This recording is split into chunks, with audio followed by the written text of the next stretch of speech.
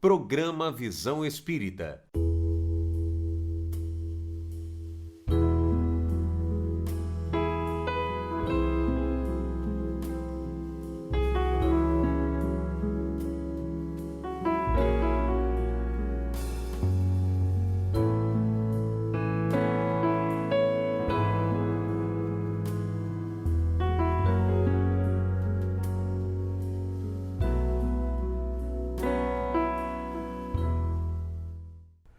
O programa Visão Espírita pede licença para entrar no seu lar e levar-lhe uma mensagem de fé, de otimismo e de esperança. O programa Visão Espírita tem a grata satisfação, a alegria de receber o companheiro divulgador do Espiritismo, conferencista com larga divulgação ao longo de todo o território nacional, de todo o nosso Brasil, Simão Pedro. Simão, seja bem-vindo. Obrigado, é um prazer estar aqui com vocês nesse programa que a gente sabe de grande abrangência e de grande utilidade para o entendimento do pensamento espírita.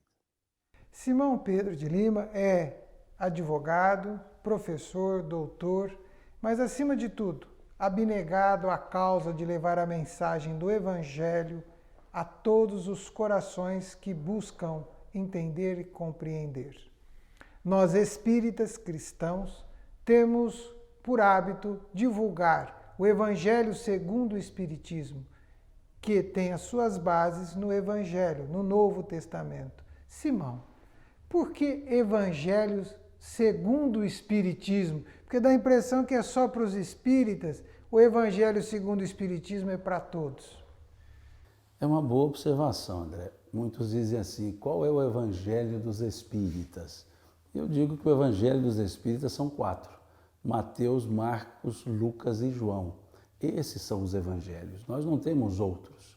Quando se tem a obra, o livro chamado Evangelho segundo o Espiritismo, entendamos como comentários dos evangelhos sob a ótica dos espíritos. Porque é um livro que foi estruturado com base nos ensinos de Jesus, trazidos versículos de todos os evangelistas que tratam daquele tipo de assunto. Por exemplo, o capítulo 1 do Evangelho segundo o Espiritismo trata da frase de Jesus, meu reino, não vim destruir a lei. Quando ele diz eu não vim destruir a lei, então todos os versículos dos evangelistas que tratam desse fato e dessa fala, Kardec os traz, reproduz e faz a análise, faz a interpretação. E essa interpretação é acrescida com a chamada Instruções dos Espíritos. Em outras palavras, interpretação dos Espíritos sobre aquela passagem e os assuntos derivados daquela passagem. E assim são feitas essas observações nos 27 capítulos que compõem a obra, o Evangelho segundo o Espiritismo. Então entendamos o Evangelho segundo o Espiritismo como o Evangelho estudado sob a interpretação dos Espíritos. Kardec até, quando escreve essa obra, ele propõe um outro título, que era um título comum à época, ao século XIX, lembrando que é uma obra da segunda metade do século XIX. E aí essa obra chamaria Imitação do Evangelho. Não porque estaria imitando, porque imitação era o termo literário, era o estilo literário para os chamados livros de referência, aqueles livros que comentavam determinados fatos e assuntos. Depois ele achou melhor para que ficasse mais especificado, que colocasse então o Evangelho segundo o Espiritismo, ou seja, o Evangelho interpretado segundo o entendimento dos Espíritos, o entendimento da doutrina espírita. E é por isso que então temos esse nome, esse título a essa obra, que na didática que chamamos, Kardec nunca assim, dessa forma se referiu, nós chamamos de codificação. Essa obra, na verdade, o Evangelho segundo o Espiritismo, ela desenvolve os assuntos trabalhados no Livro dos Espíritos no chamado livro terceiro das leis morais. Porque a característica da obra kardeciana é o Livro dos Espíritos como um livro fundamental. Não é só o primeiro livro, é o livro fundamental, é o livro basilar, onde todas as outras obras encontram o apoio. Então, didaticamente, na segunda edição do Livro dos Espíritos, Kardec colocou de uma forma que dividiu dentro da obra 4 livros. Livro primeiro, que trata da causa, das origens, né, da gênese das causas primeiras, e ali da questão 71 até a questão 75, trata só desse assunto da origem, do princípio das coisas. O livro segundo, ele chamou de O Mundo Espiritual, ou O Mundo Espírita, que vai da questão 76 até a questão 613. E nesse conjunto de obra ele fala do mundo espiritual, da relação entre mundo material e espiritual, dos espíritos. Depois o livro terceiro do Livro dos Espíritos, ele chamou de As Leis Morais, que vai da questão 614 até a questão 919. E o livro quarto, que ele chamou de Penas e Gozos Futuros, das Esperanças e Consolações, é justamente que vai da 920, então, até a última questão, que é a 1019. E para cada livro contido no Livro dos Espíritos, ele então escreveu uma outra obra. Então, para tratar do livro primeiro, ele escreveu a Gênese. Para tratar do livro segundo, ele escreveu o Livro dos Médiuns. Para tratar do livro terceiro, que são das leis morais, o Evangelho segundo o Espiritismo. Porque as leis morais são os ensinos do Cristo. Então ele escreve essa obra. E o livro quarto, das Esperanças e Consolações, o livro O Céu e o Inferno. Então, quando falamos 5 livros, é um livro que 4 outros trataram os assuntos abordados na forma de perguntas e respostas contidos no Livro dos Espíritos. E o Evangelho segundo o Espiritismo, então, veio para dar esse aprofundamento dessas questões das chamadas leis morais, lei de sociedade, lei de igualdade, fraternidade, amor, lei de igualdade, lei do progresso, lei da conservação, lei da destruição, lei da reprodução, que Kardec didaticamente coloca como sendo 10, apenas para fins didáticos. Talvez por semelhança ao decálogo, mais uma questão literária didática do que de fundo. E assim, então, nasce a obra Evangelho segundo o Espiritismo, que é justamente essa interpretação das mensagens do Cristo, as mensagens e não passagens, porque é outro aspecto contido no Evangelho. Ele não é cronológico, ele não tem os elementos cronológicos, ele tem os ensinamentos. Então ele tem ali o Sermão do Monte, ele tem as outras falas esparsas de Jesus em outros assim chamados sermões, que formam um conjunto de ensinos, e é isso que foi analisado e interpretado pelos Espíritos nessa obra. Então ele não tem cronologia, ele não tem o quando e nem o onde, ele só tem o como e o porquê de todos esses ensinos de Jesus. Nós espíritas, e é importante o nosso telespectador, que já deve ter ouvido falar, somos o Consolador prometido, né? Que Jesus vai promete o Consolador. Mas nós queremos entrar agora, Simão, numa situação que consolar representa dizer que há algo que apresenta-se de problemas, de dificuldades de interpretação. Nós temos hoje dificuldades intelectuais, às vezes, para entender um pouco as situações, mas se consegue amealhar intelectualmente muitas coisas. Mas nós ainda somos uma sociedade que conquistamos materialmente, mas nos sentimos, às vezes, desconsolados, abandonados, porque surge uma carência emocional muito grande. Uma carência psicológica, né? E está aí para quem quiser olhar o mundo e dizer, tem ou não tem, acontece ou não acontece. Como é que nós nos posicionamos como Consolador prometido neste contexto atual? Na verdade, nós não atualizamos interpretações, nós evoluímos em conhecimento e em entendimento. Se você observar os ensinos do Cristo, que são há 2000 anos, eles vão sendo desvelados e contextualizados da época para o presente. Então, não são invenções interpretativas, são acomodações naturais de ensinos que não são limitados a um tempo e a um espaço.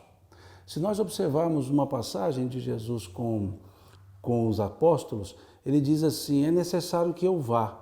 E aí pergunta-lhe Tomé, Senhor, se tu fores, com quem nós ficaremos? Pois se só tu tens as palavras de vida, só tu tens as palavras de vida eterna. Ou seja, os ensinos de Jesus, eles são atemporais. Eles não foram para um tempo, uma época e um povo. Eles foram para a vida de todos.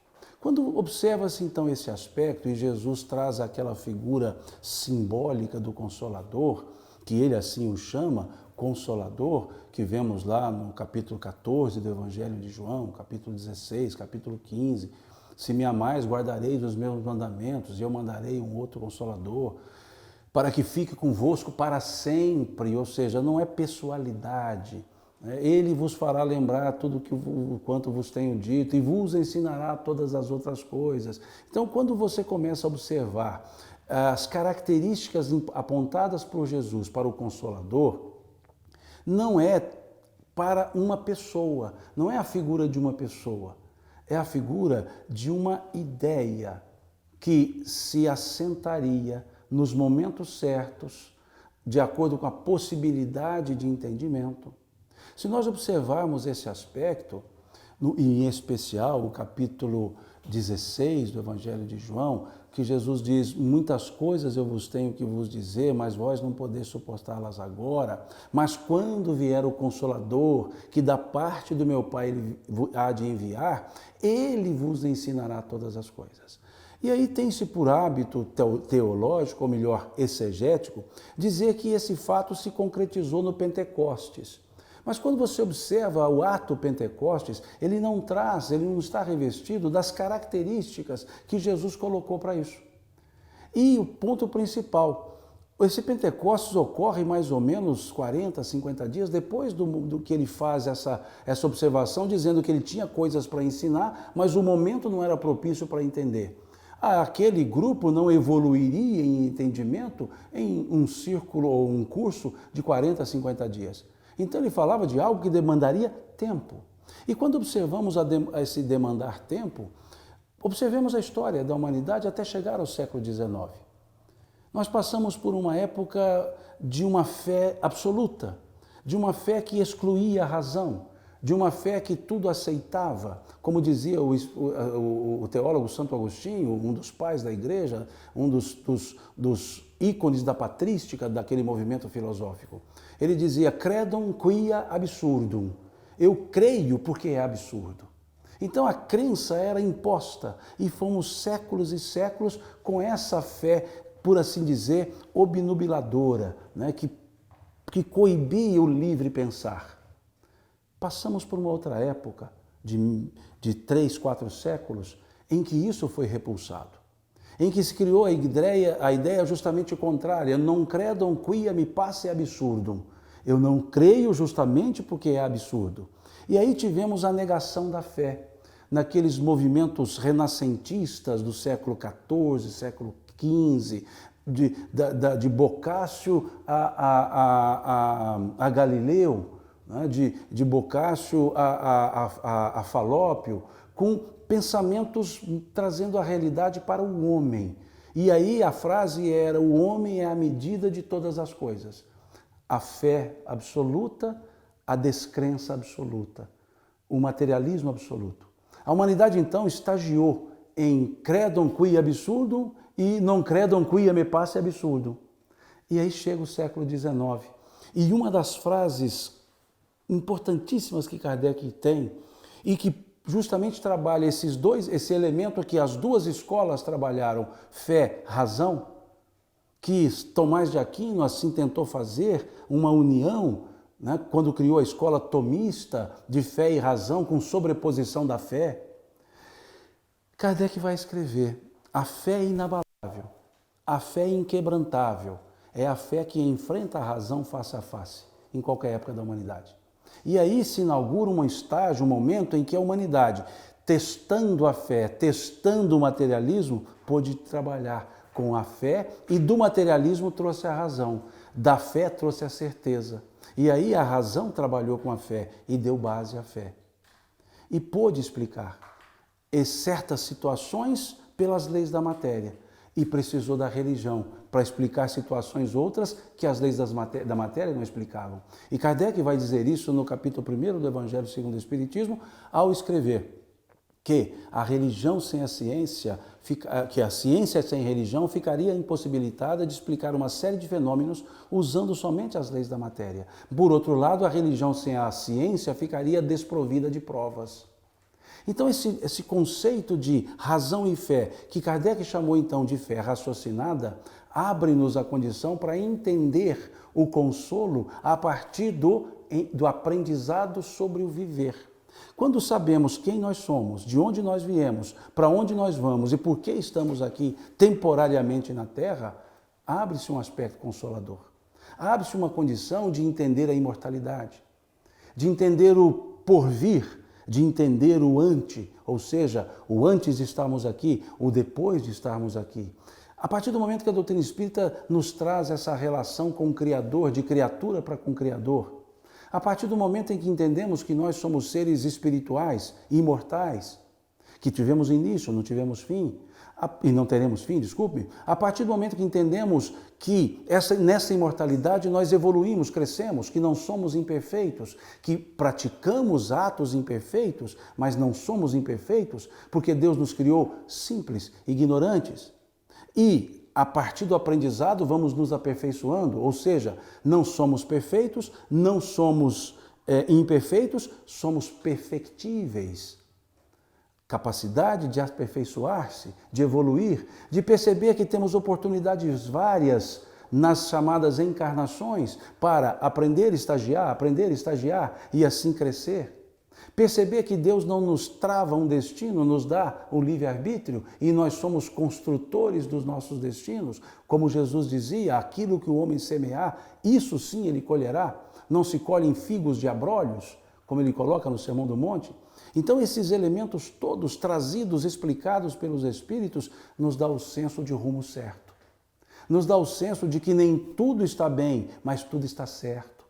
E isso traz o consolo. O consolo de que Deus não me testa para me prejudicar, de que Deus não me traz dificuldades, que Ele me oportuniza e que as dificuldades são consequências de escolhas e atos praticados, seja nesta encarnação, seja em outras. Quando nos coloca que essa imortalidade, ora se dá no mundo espiritual, ora no mundo material, ou seja, nós somos seres interexistenciais.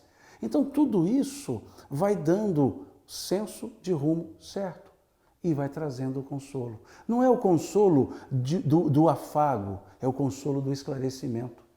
Quando eu entendo os porquês, eu passo a criar os paraquês.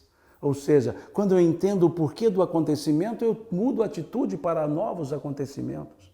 Eu não me sinto vítima, nem da vida, nem de Deus. Então tudo isso é o consolo, tudo isso foi trazido pelo Cristo. E no momento mais próximo da nossa realidade, que o Espírito Emmanuel chamou de hora psicológica, a doutrina espírita veio aclarando tudo isso, veio ampliando tudo isso. E como você disse, trazendo para momentos atuais aqueles ensinos, aspas, no tempo, antigos, mas na vida, sempre contemporâneos. Como na cena de um filme chamado O Homem que Matou o Facínora, tem uma frase interessante nesse filme que a pessoa pergunta, quando se refere a esses ensinos do Cristo antigos, ele diz, por que palavras tão remotas não nos cansam? Porque são a expressão da verdade. E essa verdade, ela é única, mas toma o aspecto de verdades, porque à medida que vão sendo interpretadas, novos entendimentos vão surgindo. Então essa verdade em doses homeopáticas, verdades, ou seja, acesso, o outro acessa, isso se chama realidade. E o Espiritismo trata da realidade. Qual realidade? Que somos seres espirituais, imortais, criados por Deus simples e ignorantes, que aprendemos com os nossos fazeres e escolhas e que assumimos as responsabilidades consequenciais desses fazeres e escolhas. E aí sim, entendemos que nós nos construímos pelo impulso divino que trazemos em todos nós, que somos a imagem e semelhança do Criador. Então isso é o aspecto que dá a condição de dizer espiritismo consolador. Não espiritismo salvador. Espiritismo libertador, que nos abre o horizonte e nos abre as portas para que nós caminhemos com as nossas pernas. Então essa é a ideia. Por isso você disse na abertura o aspecto cristão. Porque o Cristo foi isso. Ele foi o libertador de consciências, o libertador dos sentimentos. E a doutrina espírita continua assim trazendo. Sem o revestimento da teologia reducionista, sem o revestimento do pessoalismo. O próprio nome espiritismo. Kardec, quando organiza as ideias trazidas pelos espíritos, ele poderia chamá-la de kardecismo, mas ele não a chamou. Ele a chamou de espiritismo porque ele diz, logo na introdução do Livro dos Espíritos, para ideias novas necessário se faz palavras novas. E ele então explica por que criou a palavra espiritismo. Ele diz que o espiritismo então é um neologismo, à época, porque ele pegou o radical da palavra espiritualismo. Porque ele questionou, chamaríamos de novo espiritualismo? Disse não, porque novo espiritualismo não é, porque o que eu estou aqui trazendo, o que os espíritos estão aqui trazendo, e eu organizo, não são novos ensinos, são sempre os ensinos já trazidos. Então, ele não poderia chamar de novo espiritualismo. E ele disse então, eu vou deixar o radical da palavra espiritualismo, spirit, e acrescentar o sufixo ismo, porque o sufixo ismo diz próprio do radical. E o que é o radical? O espírito, espiritismo próprio dos espíritos, ou seja, a doutrina dos espíritos. E então não doutrina de Kardec. E no diálogo que Kardec teve com o Espírito de Verdade, e o Espírito de Verdade lhe informa a sua missão, que não seria simples, pelo contrário, complexa e árdua, isso está no livro Obras Póstumas, na segunda parte, ele pergunta ao Espírito de Verdade, e se eu não aceitar essa missão? O Espírito responde, outros te substituirão, pois os desígnios de Deus não podem pairar sobre uma só cabeça. E essa é a ideia espírita, não é só uma cabeça, são as vozes dos céus, ou seja, são os espíritos que trouxeram essa mensagem e orientação. E isso nos dá todo o senso de consolo, não o senso de conforto, mas o senso de consolo, que está nas nossas mãos fazer o nosso próprio futuro, a nossa própria evolução. A mensagem de Jesus, ela traz algumas situações que nós precisamos refletir. Mas dentro desta mesma linha consoladora, né, Jesus vem e traz uma frase: meu fardo é leve e meu jugo é suave. Quando ele coloca isso, fica esclarecido, ou está nas entrelinhas, que nós carregamos situações, mazelas, tristezas, sofrimentos que, ante uma humanidade totalmente expostas a isso, tem dificuldade para lidar com esta realidade de Jesus. Como entender? Meu fardo é leve, meu jugo é suave, e nós temos hoje uma humanidade que parece que não está disposta a carregar esse fardo leve e esse jugo suave. Me parece um pouco distante, iludida, perdida. É isto que nós estamos diante? Ou esse fardo realmente é pesado e esse jugo é difícil? Essa frase é a última parte do ensino. Porque antes ele diz, vinde a mim, todos vós que estáis cansados e fatigados, e eu vos aliviarei. Tomai sobre vós o meu jugo, e aprendei comigo, que sou manso e humilde de coração, e então encontrareis refúgio para as vossas almas. Pois, aí ele usa como uma forma conclusiva, pois leve é meu fardo, suave é meu jugo. Então ele mostra tudo o que tem que ser feito antes, porque aí torna-se leve o fardo, torna-se suave o jugo. Quando aprende com ele, e o que nós aprendemos com ele? Viver. O que é a vida? E por que o fardo é leve e suave? Porque o fardo é proporcional às forças que nós temos. Porque o que são os fardos? As consequências dos atos que nós praticamos. O que é o jugo? A consequência dos atos que nós praticamos. Nós somos seres que resgatamos o feito e temos as forças para tanto. E quando olhamos, em especial, as questões 258 até 264 do Livro dos Espíritos, e eu convido os telespectadores a lerem e meditarem nessas questões, os que têm acesso à obra, os que não têm, busquem a obra. Lá está o título Escolha das Provas. E lá pergunta-se na questão 258, o que nos acontece na vida foi por nós previsto? E os Espíritos respondem, sim, vós escolhestes os gêneros de prova ou provas necessários ao vosso crescimento e aprendizagem. Ou seja, quem escolhe o nível de vida que temos na Terra? Nós. Quando lá no mundo espiritual, com a visão mais ampla, então nós escolhemos em conformidade com o que nós necessitamos e para os quais acontecimentos, para os quais nós estamos preparados. Na 259 pergunta, então tudo que nós escolhemos foi adredemente escolhido, ou seja, tudo que nos acontece foi adredemente escolhido, ou seja, intencionalmente foi escolhido. Ele diz, tudo não. Escolhestes o gênero, os detalhes das provas são frutos do vosso livre-arbítrio. Então escolhemos gêneros de prova. Saúde debilitada é gênero. Quais doenças? Detalhes. Relacionamento, dificuldades familiares, gênero. E aí depois, lá na pergunta 260, eu digo que é uma pergunta muito bem humorada, porque considerando que nós escolhemos nossas provas nas encarnações diversas, os espíritos, Kardec pergunta aos espíritos, como pode então um espírito escolher nascer no meio de pessoas de má vida? Ou seja, vai ser ruim de escolha desse tanto? E os espíritos respondem, para que haja analogia nas provas. Aquele que é dado ao roubo, para domá-lo, necessário se faz conviver com ladrões.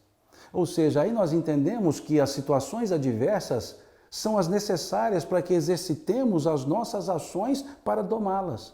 Veja, aquele que é dado ao instinto do roubo, para domá-lo, necessário se faz conviver com ladrões. Se eu estou numa circunstância que não me leva ao exercício do pendor, como eu vou resolver esse pendor? Então nós estamos no lugar certo, com as pessoas certas, no momento certo, para fazer a coisa certa. E se a coisa não foi certa? Outras pessoas certas, outros momentos certos, outros lugares certos acontecerão em outras encarnações e assim ajustaremos. Por isso o fardo sempre é leve, escolha nossa. Por isso o jugo é sempre suave, forças que nós mesmos temos para as escolhas que nós fazemos. Então é claramente entendido o sentido do ensino do Cristo, belíssimo por sinal, quando temos essa visão da sucessividade das vidas, aspas, encarnações. E aí entendemos a justiça de Deus. E aí entendemos a justiça amorosa de Deus, que dá a cada um a responsabilidade de resolver as suas próprias situações, porque nós mesmos criamos. Então sempre será suave, porque será o recolher daquilo que nós espalhamos. Bem, Simão, chegamos ao término do nosso Visão Espírita. Pedimos a você que deixe ao nosso telespectador uma mensagem. A mensagem seria viver, entender a vida. Entender que nós construímos a nossa vida, que nós não somos joguetes da vida, que a vida não nos faz, que nós fazemos a vida. E deixo a mensagem que foi deixada por Gonzaguinha, quando ele cantou: viver e não ter a vergonha de ser feliz. Cantar a certeza de ser um eterno aprendiz. Eu sei que a vida podia ser bem melhor, e será, mas isso não impede que eu repita. É bonita e é bonita. Até o próximo Visão Espírita.